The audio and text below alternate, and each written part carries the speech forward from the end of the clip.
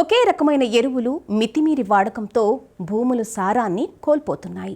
ఫలితంగా ఉత్పత్తుల నాణ్యత క్షీణించి వ్యవసాయం మనుగడను దెబ్బతీసే ప్రమాద ఘంటికలు మోగుతున్నాయి.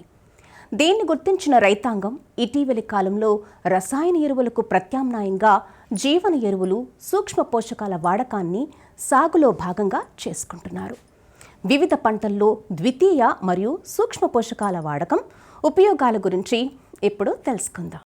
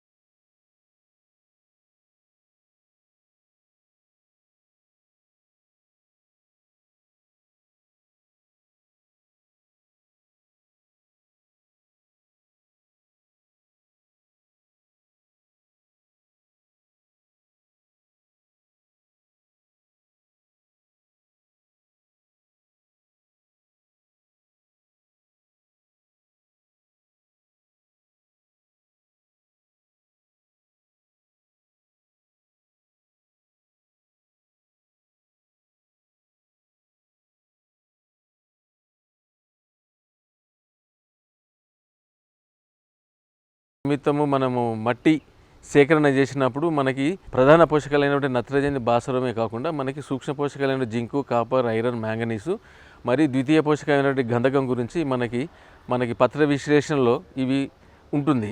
ఈ ప్రధాన పోషకాలు అయితే నత్రజని, భాస్వరం, పొటాషియము మనకి ఎక్కువ మొత్తంలో అవసరము. మనము బస్తాల రూపంలో మనకి ఎకరాకు చొప్పున ఇంత అని చెప్పి చేస్తూ ఉంటాము.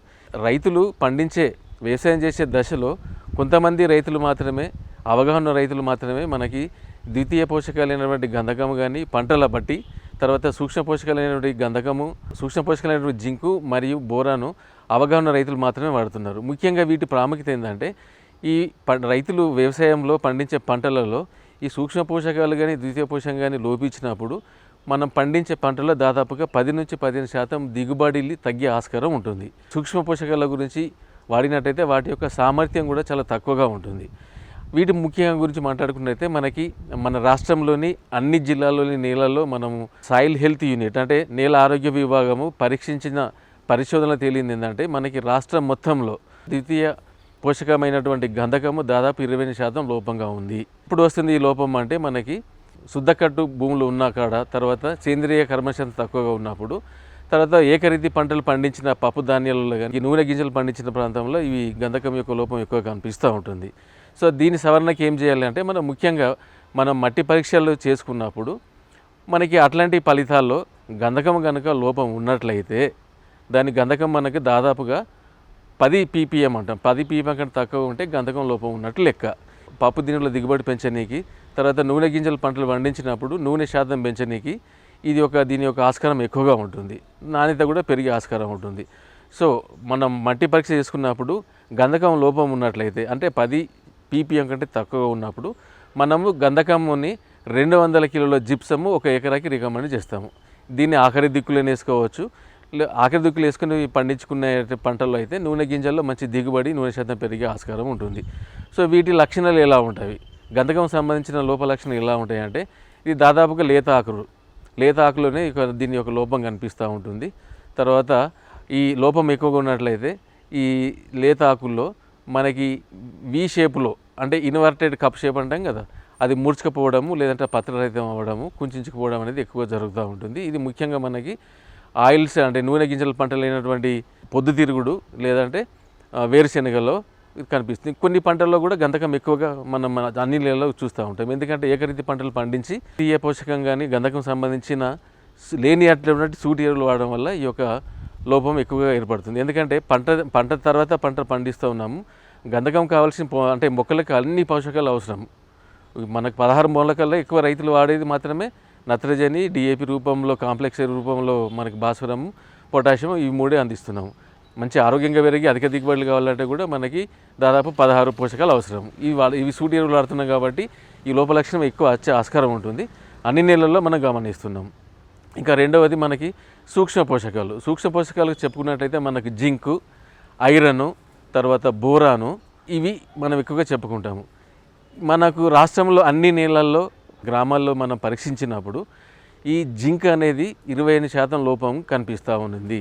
దీనికి గల కారణము నేలల్లో ఎందుకు జింక్ లోపం వస్తుందంటే ముఖ్యంగా రైతులు మనకి నేలల్లో సేంద్రియ కర్బన శాతం తక్కువగా ఉంటుంది. ఎందుకంటే మనం ఉష్ణమండలం ఉండే ప్రాంతం కాబట్టి. తర్వాత వెనకటికి వ్యవసాయానికి ఇప్పటికి వ్యవసాయం చూసుకున్నప్పుడు వెనకట మనకి సేంద్రియ ఎరువులతో వ్యవసాయం చేసేవాళ్ళు.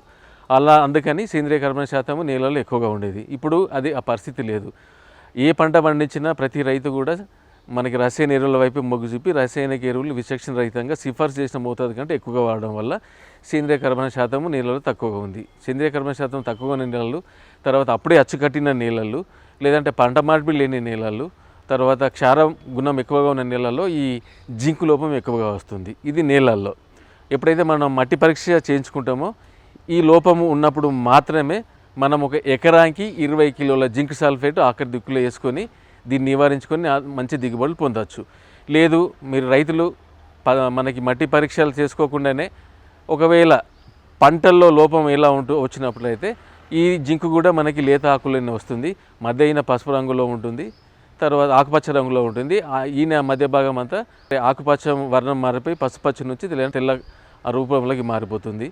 తర్వాత ఇంకా ఎక్కువగా అయినప్పుడు మనకి మధ్య ఈయన నుంచి మధ్య ఆకులో మూడో భాగం మధ్య నుంచి ఇటుక రంగు ఆకారంలో ఎర్రటి మచ్చలు కనిపిస్తూ ఉంటుంది. ఇది జింకు సంబంధించిన లోపలక్షణం పంటల్లో. తర్వాత మనకి మొక్కజొన్న, తర్వాత మిగతా పంటలు చూసుకున్నట్లయితే మధ్య ఈయన ఆకుపచ్చగా పత్రరహితంగా మధ్య భాగం అంతా పత్రరహితం అయిపోయి తర్వాత ఆకుపచ్చగా మారే ఆస్కారం ఉంటుంది. లేత ఆకులోనే మనకి కనిపిస్తుంది. ఎక్కువగా మనకి ఈ వరి, మొక్కజొన్నే కాకుండా వేరుశెనగ కూడా ఎక్కువ విస్తరణలో ఈ మధ్యకాలంలో సాగు అవుతుంది. దీనిలో ఎట్లా ఉంటుందంటే జింకు మనం దీన్ని ఇంట్రావీనల్ క్లోరోసిస్ అంటాము. అంటే లేత ఆకుల్లోనే గుబురుగా ఉండేసేసి మొత్తం ఆకంతా పసుమరలోకి పోయే ఆస్కారం ఉంటుంది. గమనించినప్పుడు పైపాటుగా అంటే పంటలలోనే 2.2% అంటే 2 గ్రాముల జింక్ సల్ఫేట్ని 1 లీటర్ నీటిలో బాగా కలిపేసేసి 1 నుంచి 2 దఫాలుగా పిచికారీ చేసుకున్నట్లయితే 2 నుంచి 3 దఫాలుగా పిచికారీ చేసుకున్నట్లయితే లోపలక్షణము తగ్గిపోయి పంట దిగుబడి పెంచే ఆస్కారం ఉంటుంది. ఈ జింక్ యొక్క ముఖ్య పాత్ర ఏంటంటే ఈ సూక్ష్మ పోషకాలు ఏదైనా కానీ జింక్ కానీ, ఇనుము కానీ, బోరాన్ కానీ ఇవి పంటల యొక్క జీవన క్రియలలో వాటి యొక్క ఎంజైమ్స్లో వాటి యొక్క ఉపయోగపడే అమినో యాసిడ్స్ కానీ, తర్వాత ఎంజైమ్స్లో కానీ, లేదంటే గ్రోత్ మనకి పెరుగుదలలో ఎక్కువగా ఉపయోగపడే ఆస్కారం ఉంటుంది. కాబట్టి జింక్ వాడుకున్నట్లయితే కొంచెం నిరోధక శక్తి పెరుగుతో పాటుగా పెరుగుదల ఎక్కువగా ఉండి మనకి అధిక దిగుబడి, మంచి నాణ్యమైన దిగుబడి పొందే ఆస్కారం ఉంటుంది. ఇంకా రెండవ మూలకము ద్వితీయ పోషకం వచ్చేసి ఇనుము. ఇది మన రాష్ట్రంలోని అన్ని జిల్లాల్లో పరీక్షించినప్పుడు ఇది దాదాపుగా 10% లోపశాతంగా ఉన్నట్టు మనం గమనించడం జరిగింది. ఇది ఎక్కువగా మనకి ఆరుతడి పంటల్లో, లేదంటే యాసంగి మొదటి దశలో నార్లు పోసినప్పుడు నాట్లు వేసుకున్న దశలో ఈ లోపం ఎక్కువగా మనకి వరిలో కనిపిస్తూ ఉంటుంది. ఏ పంటలో అయినా కానీ యాసంగిలో పండించే మొక్కజొన్న, వరితో పాటుగా మనకి వేరుశెనగలో కూడా ఈ యొక్క లోపలక్షణము గ్రహించవచ్చు. ఇది మొత్తంగా ఎట్లా కనిపిస్తుంది అంటే మొదటి దశలోనే దాదాపు 20 నుంచి 25 రోజుల లోపే ఈ లోపలక్షణం ఉంటుంది. ఎట్లా ఉంటుందంటే పెరుగుతున్న పంటల్లో మొత్తం పత్రరహితం అయిపోయి తెల్లగా కనిపిస్తూ ఉంటుంది. సో దీని మరి ముఖ్య ఉద్దేశం ఏంటంటే మట్టి పరీక్ష చేసుకొని లోపం ఉన్నట్లయితే ఈ ఇనుముకు సంబంధించి రసాయనిక ఎరువులు అందుబాటులో ఉన్నప్పటికీ దయచేసి రైతులు మీరు ఆఖరి దిక్కులో వేయకండి. నేల యొక్క తేమ శాతాన్ని బట్టి, నేల రకాన్ని బట్టేసేసి ఈ మనకి నేల యొక్క పదనలో మార్పుల వల్ల మనకి ఇనుముకు సంబంధించిన రసాయనిక చర్య ఫెర్రిక్ టు ఫెర్రస్ అనే రసాయనిక చర్య చెందుతుంది. మొక్కకు అందుబాటులో రాదు. కాబట్టి ఈ ఇనుము లోపము మొత్తం ఆకులన్నీ అంటే లేత ఆకులన్నీ తెల్ల రంగులోకి మారుతూ ఉన్నవి అనుకున్నప్పుడు, లేదంటే ఎరుగుదల దోపించింది అనుకున్నప్పుడు మాత్రము మీరు 5 గ్రాముల అన్నబేదిని లీటర్ నీటికి ఒక నిమ్మకాయ రసం పిండేసేసి మంచిగా కలిపేసేసి పిచికారి చేసుకున్నట్లయితే ఈ లోపల లక్షణం సవరించేసి మంచిగా దిగుబడి పొందే ఆస్కారం ఉంటుంది. ముఖ్యంగా మనకి ఈ మధ్యకాలంలో మనకి డ్రై సీడింగు వరిలో డ్రై డిఏసారు, వెడ్ డిఏసారు, లేదంటే మనకి ఆరుతడి వెదజల్ల పద్ధతులు ఎక్కువగా మనం గమనిస్తాము. ఇంకో మూడవ లోహం వచ్చేసి మూలకం వచ్చేసి బోరాను. ఈ బోరాన్ ఎక్కువగా ఏంటంటే మనకి రసాయనిక ఎరువులు విపరీతమైన సిఫార్సు చేసిన దానికంటే ఎక్కువ అవ్వడం వల్ల ఈ రసాయనిక ప్రతిచర్య వల్ల బోరాను ఒకవేళ భూమిలో ఉన్నా కూడా మొక్కకు అందుబాటులో రాకుండా కనిపిస్తూ ఉంది. ఎక్కడ చూసినా కానీ వరి పండించే రైతులు తాళ్ళు ఎక్కువగా పోతుంది అంటారు. ఎక్కువగా అంటే మనకి కాండం దొలిచి పురుగుకి చూసుకున్నట్లయితే అది పీకితే ఊస వస్తుంది.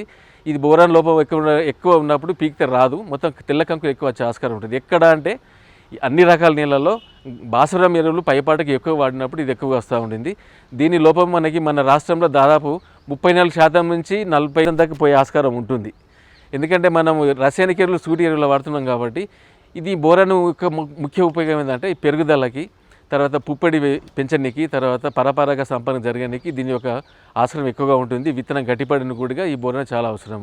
మట్టి పరీక్ష చేసుకున్నప్పుడు లోపం ఉన్నట్లయితే 4 కిలోల బోరాక్స్ ఒక ఎకరానికి వాడాలి.